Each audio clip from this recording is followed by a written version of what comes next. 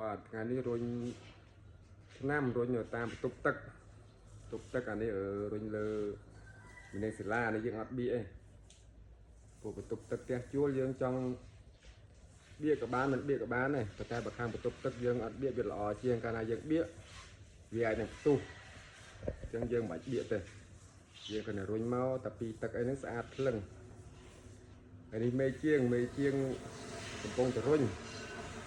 ហើយស្អាតដូចអាជើមហ្នឹងបងប្អូនមេជាងនេះរុញឆ្នាំក៏ស្អាតហើយអ្នករុញក៏ស្អាតដែរ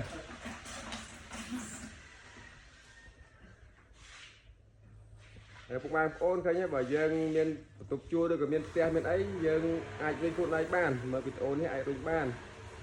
ហើយយើងរុញមួយឯងឲ្យពុកបងប្អូនមើលឃើញច្បាស់ស្រួលនឹងអាចនឹងធ្វើតាមដោយយើងមិនសោះជួលគេអស់លុយ